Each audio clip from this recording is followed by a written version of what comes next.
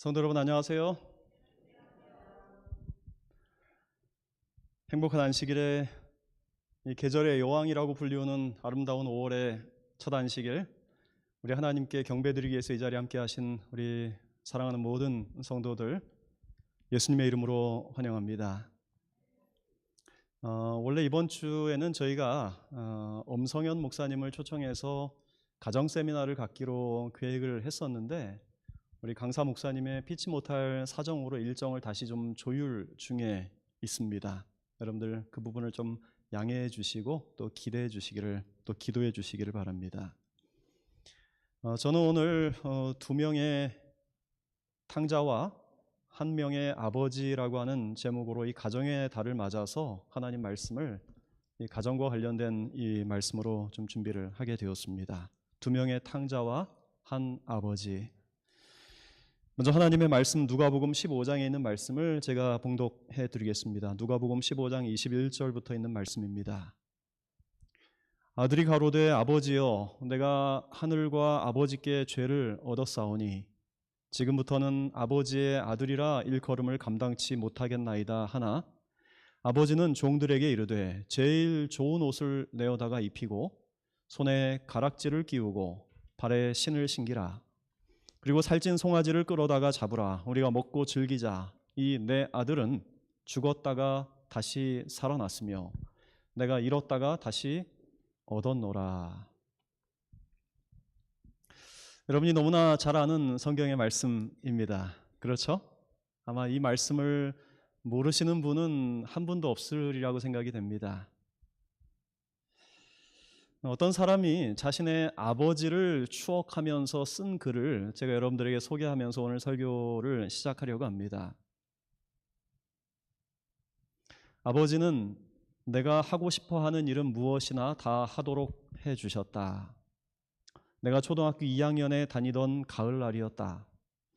아버지 손을 잡고 산책을 하다가 하늘을 날아다니는 참새를 보고 저걸 잡고 싶다고 하니까 아버지는 내 손을 잡고 총포상에 데려가셨다. 그리고 느닷없이 공기총을 사주시면서 사내는 하고 싶은 대로 다 하시는 게 아닌가. 또 한 번은 수박이 먹고 싶다고 하자 한 리어카를 통째로 사다 주시면서 너도 나중에 장가 가서 애 낳으면 남자답게 먹여라고 하셨다. 고등학교 다닐 때에 나는 워낙 사고뭉치여서 3번, 4번 전학을 다니고 나서야 겨우 졸업할 수 있었다. 그런 일이 있을 때마다 아버지는 학교에 오셔서 일을 처리하고 나셨는데 내게는 늘 웃는 얼굴이셨다. 나 대신 선생님께 빌고는 운동장을 가로질러 걸어 나오면서 사내는 하기 싫으면 안 해도 되는겨 하시며 내 어깨를 두드려 주셨다. 또 한 번은 이런 일도 있었다. 내가 머리가 길다고 학교에서 매를 맞고 돌아오자 내 아버지는 그 길로 학교로 쫓아가셨다.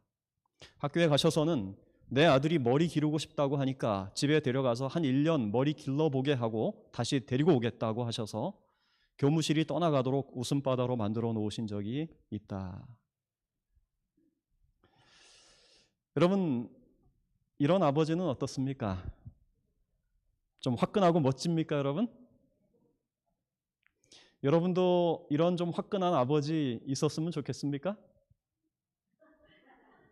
근데 여러분, 이 글을 쓴 사람이 누군지 혹시 아십니까, 여러분? 이 글을 쓴 사람은 한때 한국에서 아주 잘 나가던 코미디언이었다가 나중에 목사가 되어서 사람들을 놀라게 하더니 나중에는 사기와 가정폭력으로 사회적인 큰 물의를 일으켰던 고 서세원 씨입니다. 이분이 작년 4월 달에 작년 이맘 무렵에 이분이 세상을 떠났죠.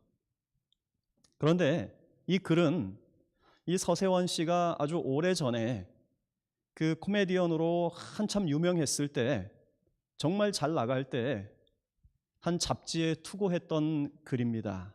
그런데 이 글이 그가 나중에 가정폭력으로 큰 사회적인 물의를 일으켰을 때 함께 세간에 유명해진 그런 글이에요.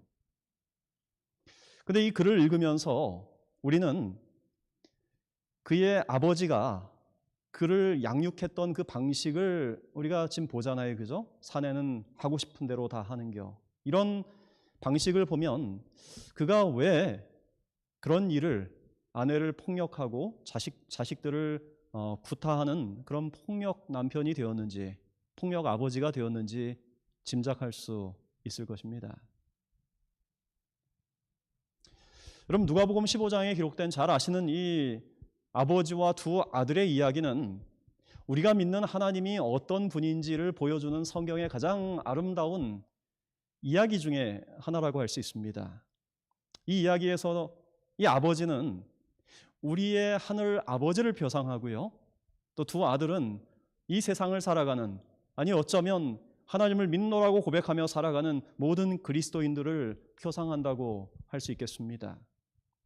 먼저 예수님께서 이 비유를 말씀하신 그 배경을 살펴보면 이렇습니다. 누가복음 15장 1절부터 2절 말씀.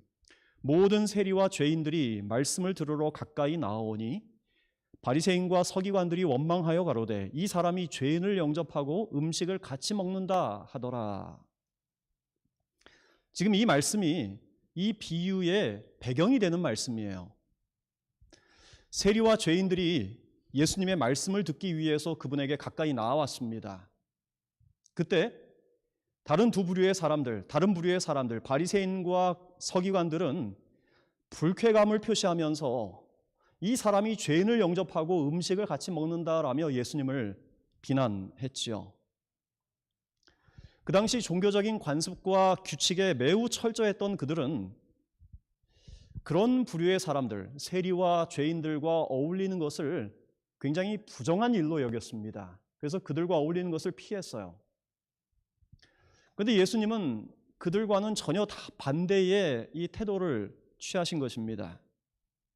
예수님은 여러분이 아시는 대로 세리였던 마태가 베풀었던 잔치에도 친히 참석하셨고, 그리고 죄인들에게 가까이 다가가셨어요. 그래서 바리새인들은 예수님을 향해서 먹기를 탐하고 포도주를 즐기는 사람이요 세리와 죄인의 친구로다라고 하면서 예수님을 비난한 거예요. 이때 예수님께서는 자신을 비난하는 그들을 향해서 세 가지 비유를 들어서 말씀하십니다. 그것이 여러분이 아시는 잃은 양의 비유, 그리고 잃은 은전의 비유, 그리고 잃은 아들의 비유, 이 세 가지 비유가 누가복음 15장에 기록되어 있는 것입니다. 여러분, 이 비유들은 모두 하나님을 떠나서 곁길로 나간 사람들에 대한 하나님의 사랑이, 하늘 아버지의 사랑이 얼마나 큰 것인지를 우리에게 정말 선명하게 보여줍니다. 그 중에서 저는 오늘 이 탕자의 비유로 잘 알려진 이 세 번째 마지막 비유를 함께 살펴보면서 잃은 자의 두 모습에 대해서, 그리고 그들을 대하시는 아버지 하나님의 사랑에 대해서 함께 좀 생각해 보려고 합니다. 오늘 이 말씀을 통해서 여러분 하나님의 놀라운 은혜와 축복이 여러분 마음속에 함께 하시게 되기를 간절히 소망합니다. 먼저 살펴볼 것은 집 밖에 있는 잃은 자입니다. 집 밖에 있는 잃은 자. 누가복음 15장 11절부터 있는 말씀을 제가 봉독하겠습니다. 어떤 사람이 두 아들이 있는데 그 둘째가 아비에게 말하되 아버지여 재산 중에서 내게 돌아올 분깃을 내게 주소서 하는지라. 아비가 그 살림을 각각 나눠 주었더니 그 후 며칠이 못 되어 둘째 아들이 재물을 다 모아 가지고 먼 나라에 가서 거기서 허랑방탕하여 그 재산을 다 허비하더니. 여러분, 이 비유는요, 아버지의 재산 중에서 자신에게 돌아올 그 아버지의 유산을 먼저 배분해 달라고 하는 그 둘째 아들의 요청으로 이 비유가 시작이 됩니다. 그런데 여러분, 그 당시 유대 사회에서 아버지가 살아있는 동안 아버지의 유산을, 재산을 먼저 분할해 달라고 하는 그 자녀의 요청은 상상할 수도 없는 일이었습니다. 그렇게 하는 것은 사실상 아버지가 죽기를 바라는 것과 같은 그런 불효였기 때문에 그 당시 모세의 율법에 의하면 이런 아들은 돌로 쳐 죽일 만한 그런 폐륜이었습니다. 신명기 21장 18절은 이렇게 기록을 합니다. 사람에게 완악하고 패역한 아들이 있어 그 아비의 말이나 그 어미의 말을 순종치 아니하고 부모가 징책하여도 듣지 아니하거든. 그 부모가 그를 잡아가지고 성문에 이르러 그 성읍 장로들에게 나아가서 그 성읍 장로들에게 말하기를 우리의 이 자식은 완악하고 패역하여 우리의 말을 순종치 아니하고 방탕하며 술에 잠긴 자라 하거든. 그 성읍의 모든 사람들이 그를 뭘로 치라고요? 돌로 치라고요. 이같이 하여 너희 중에서 악을 제거하라라고 말씀을 하셔요. 대단한 말씀 아닙니까, 여러분? 이 말씀대로 하면 지금 여기 살아남아 있을 아들들 있습니까?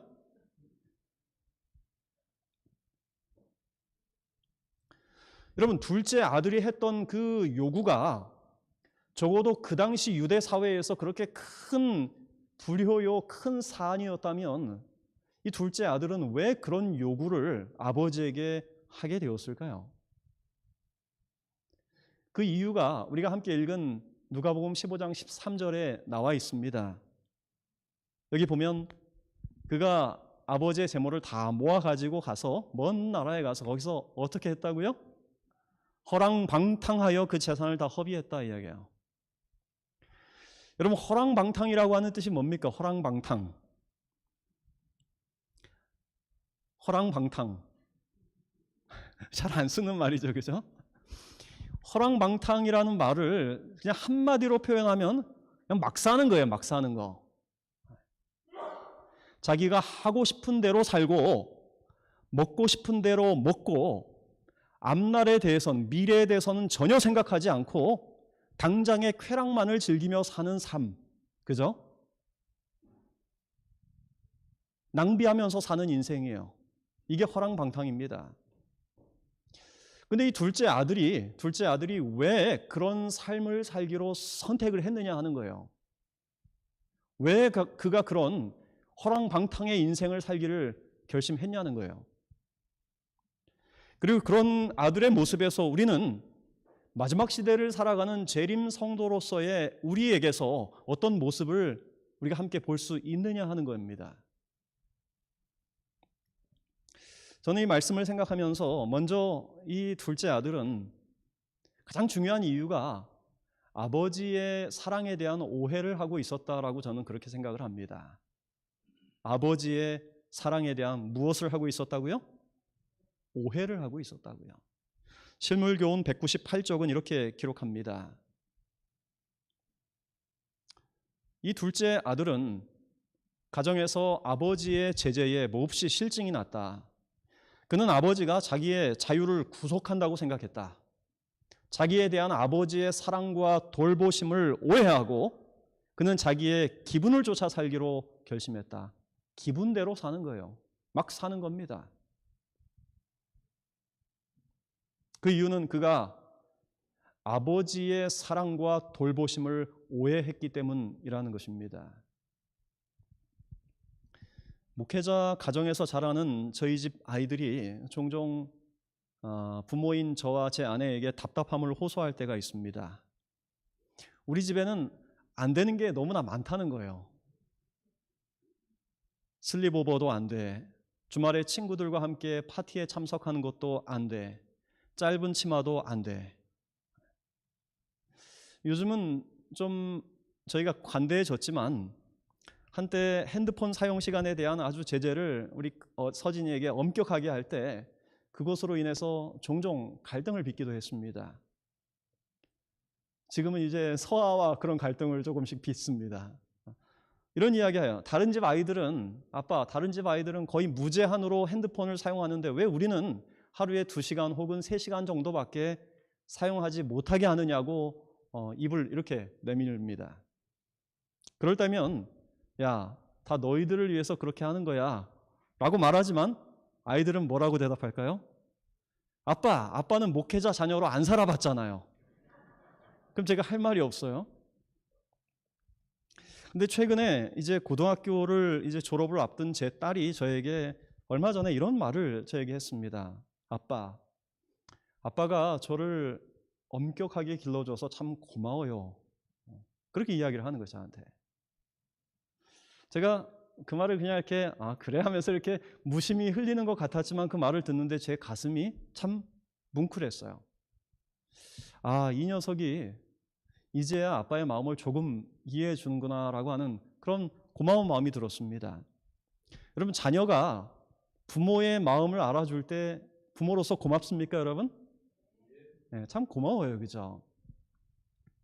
제가 이번 주 설교를 준비하면서 참 마음이 따뜻해지는 이 한 동화책을 알게 되었어요.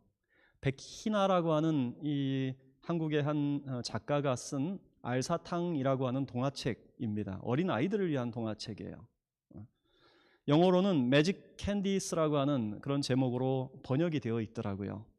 근데 이 책에 동동이라고 하는 아이가 나옵니다. 동동이. 매일 혼자서 구슬치기를 하면서 노는 것을 좋아하는 이 동동이는 새 구슬을 사기 위해서 문방구에 갑니다. 문구점에 가요. 거기서 이 문구점에 있는 할아버지가 이 동동이에게 알려준 여러 종류의 색깔이 담긴 색깔이 있는 알사탕 한 봉지를 동동이에게 사도록 하고 그걸 이제 가지고 집으로 돌아갑니다. 그래서 동동이가 알사탕 하나를 입에 탁 집어넣고 입에서 사르르 녹는 그 사이에 어디서 이상한 소리가 들리기 시작하는 겁니다. 화면처럼 동동동동 동동아 여기야 하면서. 근데 가만히 들어보니까 소파가 내는 소리예요. 소파가 소리를 내니 좀 이상하죠, 그죠? 소파가 소리를 내는데 자기 소파 옆구리에 리모컨이 끼어 있으니 그것 때문에 아프니까 이걸 좀 꺼내달라는 거예요. 그렇게 동동이는 지난 일요일부터 집에서 보이지 않던 TV 리모컨을 찾아서 이제 동동이와 그 소파와 대화를 시작합니다. 그런데 입안에 넣었던 그 사탕이 다 녹자 소파가 말하는 소리가 사라졌습니다. 끝났어요. 이 동동이가 신기해가지고 또 다른 알사탕 하나를 또 입에 넣었습니다. 그러자 이제는 8년 동안 함께 지냈던 반려견 구슬이가 동동이에게 말을 걸어옵니다. 동동아 하면서 내가 전부터 오해하는 게 하나 있는데 말이지 난 너가 싫은 게 아니야 라고 그 구슬이 반려견이 이야기를 하는 거예요. 동동이가 물어요. 그래? 그럼 왜 자꾸 나를 피하는 거야? 그랬더니만 그 멍멍이가 이야기합니다. 내가 싫어서가 아니라 내가 너무 늙어서 그래. 자꾸 눕고 싶거든. 그랬구나. 자꾸 끌고 다녀서 미안해. 그래서 말인데 이 목줄 좀 풀어줄래? 그 멍멍이가 그렇게 요구하는 거예요. 그렇게 이 강아지의 마음을 알게 된 동동이는 목줄을 풀어주고 이 멍멍이와 함께 오후 내내 재미있게 하루를 보내요. 동동이가 지금 문구점에서 받아온 그 알사탕은요, 알고 보니까 알사탕의 색깔과 똑같은 사물이나 혹은 어떤 이 동물의 마음의 소리를 들을 수 있도록 만들어주는 그런 사탕이었던 겁니다. 그런데 몇 개 안 남은 사탕 중에 분홍색 사탕이 하나 있었습니다. 동동이는 생각했어요. 내 주변에는 분홍색이라고 하는 분홍색 사물은 하나도 없는데 이걸 먹으면 누구의 목소리가 들릴까? 그때 그가 그런 이 사탕을 바라보고 있을 때 퇴근하고 집에 돌아온 아빠가 동동이에게 잔소리를 한 페이지 늘어놓습니다. 그 책의 내용이 지금 이래요. 오른쪽에 지금 이게 다 잔소리예요. 숙제 다 했냐? 장난감 치워라. 이게 정리한 거냐? 구슬이 산책시켰냐? 똑바로 앉아라. 밥 먹다 화장실 가지 마라. 9시다. 얼른 자라. 자기 전에 먹으면 안 된다. 이런 잔소리들 많이 하시죠, 그죠? 그리고 아빠가 양치를 다시 하라고 하는 이 아빠의 잔소리에 이 동동이는 반항을 하듯이 침대에 뛰어들어서 그 분홍색 알사탕을 입에 넣습니다. 그러자 알사탕이 입에서 살살 녹는 동안 살짝 열린 문틈을 비집고 목소리가 들리는데 무슨 소리예요? 아빠의 마음의 소리가 들리는 겁니다. 그 마음의 소리는 무엇인가 하면 사랑해 사랑해 사랑해 사랑해 사랑해 사랑해. 알사탕이 입에서 녹는 동안 아빠의 그 모든 잔소리들이 뭐라고 들리는 거예요? 사랑해라고 들리는 거예요.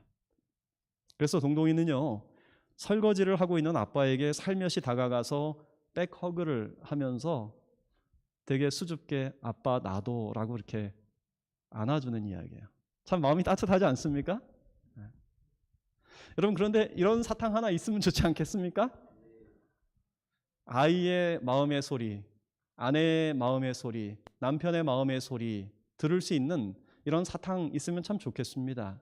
더 나아가서 하나님의 마음의 소리를 들을 수 있는 이런 사탕이 있다면 얼마나 좋을까요, 여러분? 그죠? 근데 여러분, 그런 사탕이 있어요, 없어요? 그런 사탕이 있습니다. 뭐예요? 하나님 말씀이 성경이에요, 성경. 성경이라고 하는 사탕입니다. 여러분, 하나님은 그분의 자녀들인 우리가 아무렇게나 허랑방탕하게 살기를 원하지 않으셔요. 그래서 하나님은 그분의 뜻을 이 성경에 우리에게 잘 적어놨습니다. 여러분, 십계명을 살펴보면요, 여기 지금 뭐뭐 하라, 안식일을 개혁하여 거룩히 지키라, 내 부모를 공경하라 라고 하는 뭐뭐뭐 하라라고 하는 계명은 네 번째와 다섯 번째 이 두 계명밖에는 없습니다. 그런데 반면에 하지 말라, 이런 계명은 몇 개예요? 8개입니다. 8개. 훨씬 많아요. 근데 여러분, 우리 자녀들에게 야, 이거 하지 마, 저거 하지 마, 하지 말라는 말은 자녀들이 제일 듣기 싫어하는 말 중에 하나입니다. 그렇죠? 근데 왜 하나님은 우리가 그분의 자녀인데 왜 이거 해라라고 하는 그런 긍정문의 명령이 아니라 하지 말라라고 하는 부정문의 이 명령을 십계명의 대부분으로 채워 놓으셨을까요? 그럼 만약에 십계명에 야, 우상을 될 수 있으면 섬기지 않으면 좋겠어, 너희들 간음을 좀 안 하면 어떻겠니? 아니면 도둑질은 좋지 않은 거야 라고 이렇게 부드럽게 기록되어 있다면 어떨까요? 더 좋을까요, 여러분? 백장로님 더 좋으실 것 같아요? 저는 여러분이 보시기에는 어떤지 모르겠지만 저는 성격이 급하고 좀 직선적입니다. 그런데 제 아내는 아이들을 대할 때 저보다 훨씬 더 부드럽고 훨씬 더 지혜롭게 아이들을 대합니다. 그래서 저는 아이들과 대화할 때 종종 상처를 주기도 하는데 제 아내는 아이들의 감정을 잘 읽어주고 고민을 잘 들어줘요. 근데 어떤 경우에는 제 아내가 아이들에게 저보다 훨씬 더 단호하게 딱 선을 그을 때가 있어요. 어떤 경우일까요, 여러분? 굉장히 엄할 때가 있는 것입니다. 그것은 절대 타협할 수 없는 아주 중요한 문제일 때는 아내가 그렇게 합니다. 그때 제 아내는 아주 단호한 어조로 아이들에게 안 돼, 저보다 훨씬 더 강경하게 아내가 그렇게. 여러분, 왜 그럴까요? 여러분, 하지 말아야 할 것을 금지하는 것이 부모의 사랑이기 때문에 그렇습니다. 만약 자녀가요, 생명과 관련된 아주 중요한 문제와 어떤 상황에 처해 있다면 단호하게 그리고 아주 크게 엄하게 소리치지 않을 부모가 이 세상 어디 있겠습니까, 여러분? 그렇습니까? 종종 재림 성도들이 이렇게 불평하는 말을 듣습니다. 재림 성도로 사는 삶에는 너무나 많은 제약이 따릅니다라고 그렇게 불평을 해요. 음식도 까다롭고 직업이나 또 결혼 상대를 찾는 일도 힘들고 인간관계나 비즈니스에서도 이 안식일을 지키며 사는 일은 참 불편하다고 그렇게 이야기해요. 제약이 많다는 거예요. 하나님이 사랑이시라면 좀 쉽고 편하게 내가 하고 싶은 대로 마음대로 하면서 살도록 하면 안 되냐라고 그렇게 불평을 하는 거예요. 그런데 여러분, 하나님께서 우리로 하여금 살고 싶은 대로 살게 놔두고 먹고 싶은 대로 먹게 놔두고 하고 싶은 대로 하도록 놔두지 않으시는 것, 바로 그것이 그분이 우리의 참 하늘 아버지라고 하는 사실을 증거한다는 사실을 잊지 않게 되기를 바랍니다. 바로 그것이 우리를 사랑하시는 아버지 하나님의 사랑이라고 한 사실을 잊지 않게 되기를 바랍니다. 시대의 소망 22쪽은 이렇게 말합니다. 함께 읽어보겠습니다. 시작. 하나님을 알게 되면 그분을 사랑하게 될 것이다. 이 세상은 하나님께 대한 오해로 어두워졌습니다. 많은 사람들은 하나님을 무섭고 동정심이 없는 분으로 생각합니다. 마치 그 둘째 아들처럼 말이죠. 하나님께서 주신 계명과 율법이 우리의 자유를 구속하고 우리의 행복을 방해한다라고 그렇게 오해합니다. 여러분, 그것은요, 사탄이 사람들로 하여금 하나님과 그분의 말씀, 그분의 계명을 오해하도록 만들었기 때문이라는 사실을 잊지 말아야 합니다. 신명기 10장 12절 13절은 이렇게 우리에게 말씀하지요. 이스라엘아, 내 하나님 여호와께서 내게 요구하시는 것이 무엇이냐? 곧 내 하나님 여호와를 경외하며 그 모든 도를 행하고 그를 사랑하며 마음을 다하고 성품을 다하여 내 하나님 여호와를 섬기고 내가 오늘날 내 행복을 위하여 내게 명하는 여호와의 명령과 규례를 지킬 것이 아니냐라고요. 두 번째 생각해 볼 부분은 집 안에 있는 잃은 자입니다. 누가복음 15장 25절의 말씀 제가 보겠습니다. 마다들은 밭에 있다가 돌아와 집에 가까웠을 때에 풍류와 춤추는 소리를 듣고 한 종을 불러 이 무슨 일인가 물은데 대답하되 당신의 동생이 돌아왔음에 당신의 아버지가 그의 건강한 몸을 다시 맞아들이게 됨을 인하여 살찐 송아지를 잡았나이다 하니 저가 노하여 들어가기를 즐겨 아니하거늘. 여기 둘째 아들이 겉으로 드러난 행위로 아버지의 마음을 아프게 한 것에 비하면 여기 나오는 이 맏아들은 아주 성실한 아들이었죠. 그죠? 그는 겉보기에는 전혀 문제가 없는 아들이었습니다.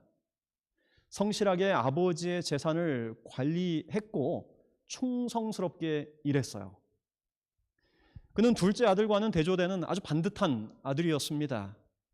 그런데요, 둘째 아들이 마침내 집에 돌아왔을 때 이 첫째 아들의 맏아들의 정말 참 모습이 드러나는 거예요.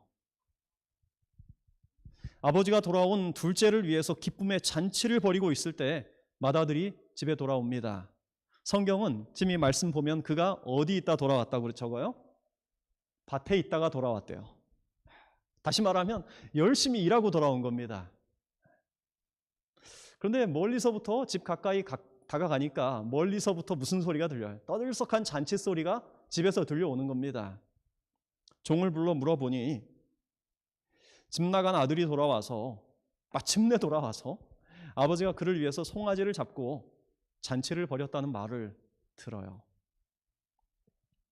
이때 그 아들의 반응이 무엇입니까? 이 성경에 의하면 저가 노하여 들어가기를 즐겨 아니하거늘 이라고 이야기해요. 화가 난 겁니다. 여러분, 이 맏아들은요, 아버지의 기쁨에 동참하지 못하는 집안에 있지만 잃은 자였음이 지금 드러난 거예요. 동생이 돌아왔을 때 그는 겉으로는 비록 아버지를 사랑하고 아버지를 위해서 충성스럽게 일한 것처럼 보이지만 아버지와는 전혀 다른 마음으로 지난 세월을 살아왔던 겁니다. 그는 잃어버린 동생에 대한, 집 나간 동생에 대한 아버지의 염려를 하나도 가지고 있지 않았어요. 그리고 오히려 그가 돌아오기를 기다리지도 않았습니다. 집안에서 기뻐하는 노래소리는 그의 마음에 아무런 즐거움을 주지 못했습니다. 오히려 마음속에 숨겨져 있던 질투와 분노가 되살아난 겁니다. 그가 이 아버지에게 불평하는 그 말을 들어보면 그가 그동안에 어떤 정신으로 일해왔는지, 어떤 정신으로 충성스럽게 아버지를 섬겨왔는지가 드러납니다. 누가복음 15장 29절의 말씀이에요. 내가 여러 해 아버지를 섬겨 명을 어김이 없거늘 아버지는 내게 염소 새끼라도 주어 나와 내 벗으로 즐기게 하신 일이 없더니 아버지의 살림을 창기와 함께 먹어버린 이 아들이 돌아오매 이를 위하여 살찐 송아지를 잡으셨나이다. 그는 아버지, 나한테 염소 새끼 한 마리 잡아 준 적이 있습니까? 묻는 거예요. 근데 지금 이 아들이 돌아오니까 살찐 송아지 잡았다고 불평하는 거예요. 그는 동생의 이름을 부르지도 동생을 자신과의 관계에 포함시키는 호칭을 사용하지도 않습니다. 지금 이 말씀 보면 아버지의 살림을 창기와 함께 먹어버린 이 아들이라고 이야기해요. 이 아들. 다시 말하면 나와 전혀 상관이 없는 이 아들이라는 거예요. 영어 표현에 따르면 your son이라는 거예요. your son. 만약에요, 제 딸이 동생 서하를 가리키며 my brother가 아닌 your son이라고 저한테 표현을 한다면 저는 아마 대단히 화가 날 겁니다. 그렇지 않겠어요, 여러분?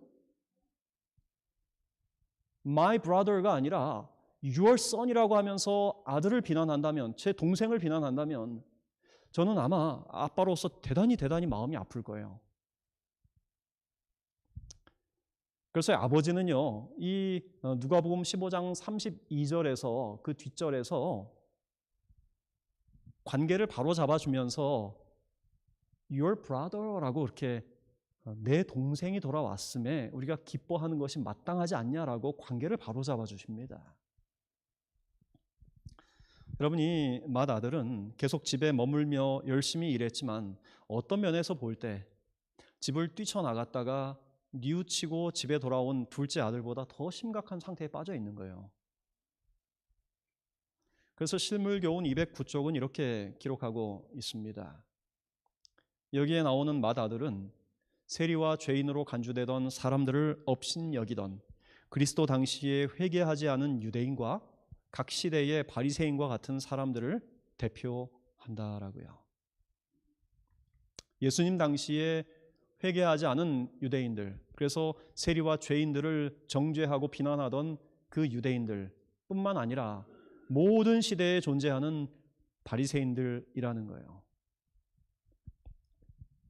여러분, 재림교인으로서 우리가 종종 이 맏아들과 같지 않은지 우리는 스스로 생각해 보아야 합니다. 하나님의 계명을 잘 지키고 교회 생활을 잘하고 겉으로 볼 때는 훌륭한 그리스도인인 것처럼 보이지만 우리가 그렇게 하는 동기가 하나님에 대한 사랑이나 혹은 동료 인간에 대한 어떤 사랑 때문이 아닌 나의 명예 때문에 혹은 나에게 돌아올 어떤 상급과 보상 때문에 그렇게 살지는 않는지 우리는 스스로 생각해 보아야 합니다. 살면서 내가 이 둘째 아들처럼 큰 죄를 짓지 않았기 때문에 나 스스로는 좀 괜찮은 사람이라고, 나 스스로는 좀 의로운 사람이라고 하는 착각 속에 빠져 있지 않은지 우리는 스스로에게 질문을 해보아야 합니다. 혹여 우리가 성경의 진리를 가졌다는 생각에 스스로 의롭게 여기고 다른 사람들을 향해서 냉정하고 비판적인 태도로 대하지는 않는지 생각해 보아야 합니다. 그래서 하나님을 섬기는 일에는 진짜 기쁨이 별로 없고 나보다 못한 것처럼 보이는 형제들에 대해서 내가 완고한 태도를 우리가 보이고 있지는 않은지 생각해 보아야 하는 것이죠. 그래서 그 결과 우리가 가진 성경의 복음과 진리는 마땅히 그러할 만큼 강력한 복음의 파워를 갖지 못하고 교회는 빛을 잃고 있지 않은지 우리는 생각해 보아야 하는 것입니다. 오늘 우리는 교회 안에 있지만 우리는 잃은 자들이 아닌지 생각해 보아야 하는 것입니다. 최갑종이라고 하는 교수가 있는데요. 이 교수가 한국에서 예수님의 비유에 대해서 굉장히 깊이 있게 연구한 사람인데 그 사람이 예수님의 비유라고 하는 책에서 이렇게 적었습니다. 오늘날 우리 크리스천의 문제는 아버지 하나님과의 수직적인 관계 회복에는 많은 관심을 쏟고 있지만 그와 함께 똑같이 중요한 형제와 형제 사이의 수평적 회복은 등한시하고 있다는 점이다. 그러나 진정한 의미에서 수직적인 관계 없이는 진정한 수평적 관계 회복이 있을 수 없는 것과 마찬가지로 수평적인 관계 회복 없이는 또한 진정한 의미에서 수직적 관계 회복도 있을 수 없다.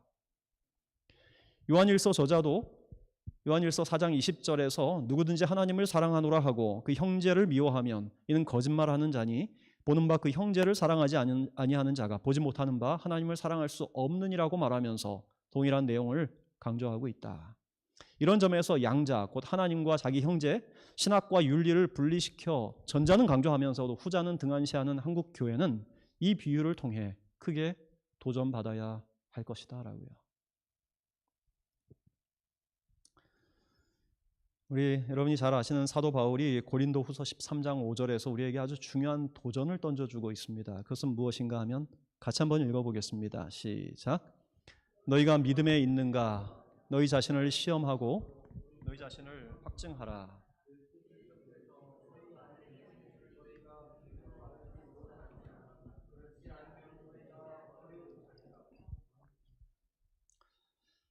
지금 여기에서 바울은 너희가 믿음에 있는가 너희 자신을 시험해 보라고 이야기해요. 여기서 말하는 믿음은 교리적인 믿음이 아니라 실제적인 믿음입니다. 이것은 하나님과의 개인적인 관계, 즉 그리스도를 통해서 살아있는 산 믿음을 말하는 것이죠. 말로만 고백하는 신앙이 아닌 나의 모든 생각과 행동의 동기가 예수님의 은혜에 물들어 있는 그런 신앙을 말하는 것입니다. 오늘 저와 여러분에게 정말 중요한 질문은 이것입니다. 내 안에 예수께서 살아계시는가 하는 거예요. 나는 매일 성령의 인도하심을 따라 사는가 하는 것입니다. 교회 출석 잘하고 11금과 또 각종 헌금, 안식일 준수와 같은 것으로 자신의 믿음을 시험하는 것으로 됐다라고 만족하는 그런 그리스도인들이 있습니다. 물론 그런 것들을 등한시해서는 안 되죠. 그런데 우리가 더 심사숙고해야 할 더 중요한 문제는 바로 이것입니다. 예수님 마태복음 23장 23절에서 이렇게 말씀합니다. 화 있을진저 외식하는 서기관들과 바리새인들이요 너희가 박하와 회향과 근체의 11조를 드리되 율법에 더 중한 바 의와 인과 신은 버렸도다. 우리 사랑하는 성도 여러분, 오늘 성령께서 교회에 하시는 그분의 음성을 저 여러분이 듣게 되기를 간절히 바랍니다. 구원하시는 하나님의 사랑과 우리의 삶을 변화시키는 그리스도의 은혜와 관련된 개인적인 경험을 갖기를 힘쓰게 되기를 간절히 바랍니다. 천연계와 성경 그리고 우리의 양심을 통해서 계시된 하나님의 말씀에 절대적으로 순종하는 생애를 살기로 이 시간 결심하게 되기를 간절히 바랍니다. 고상한 목적과 진실한 동기 그리고 동료 인간을 향한 이타적인 관심과 봉사가 여러분 마음속에 가득 차도록 여러분의 빈 마음을 하나님께 드리게 되기를 바랍니다. 왜냐하면요 그렇게 하는 일이 가장 안전한 길이고 가장 행복한 삶이기 때문에 그렇습니다. 여러분 다음의 말씀을 함께 좀 읽어보겠습니다. 같이 한번 읽어보겠습니다. 시작. 자신의 영혼에 주의를 기울일 시간을 갖지 않는 사람들, 자신들이 하나님의 사랑 안에 있는지 어떤지를 매일 점검해 볼 시간을 내지 않는 사람들, 빛의 통로에다 자신들을 둘 시간을 갖지 않는 사람들은 사단의 암시에 관심을 가질 시간을 낼 것이요 결국 사단의 계획에 휘말려 들고 말 것이다. 사단은 작은 쐐기들을 박아서 자신을 교묘하게 불어 넣는다. 이 쐐기들이 마음의 자리를 잡을 때 우리와 하나님 사이를 멀어지게 한다. 이제 저는 말씀을 마치면서 여러분 사탄이 여러분 일상을 통해서 여러분 마음속에 박는 그 작은 쐐기들을 조심하게 되기를 바랍니다. 마음이 나태해지거나 완고해지지 않도록 조심하게 되기를 바랍니다. 둘째 아들처럼 하나님의 품성에 대한 오해가 여러분 마음속에서 싹트지 않도록 여러분 마음을 잘 관리하기를 바랍니다. 그리고 맏아들처럼 첫째 아들처럼 마음속에 완고한 마음을 품지 않도록 그런 마음을 관리하시기를 바랍니다. 지금 이 비유는요 저와 여러분을 통해서 계속 모든 그리스도인이라고 자칭하는 모든 사람들을 통해서 계속 반복되고 있습니다. 예수께서 이 땅에 다시 돌아오실 때 우리의 생각과 동기는 모두 드러나게 될 겁니다. 우리는 어떤 아들이었는지가 드러나게 될 거예요. 그때 여러분은 어떤 사람으로 서기를 바라십니까? 말씀을 마치겠습니다. 우리 다 함께 찬미 115장 그 크신 하나님의 사랑 같이 부르겠습니다.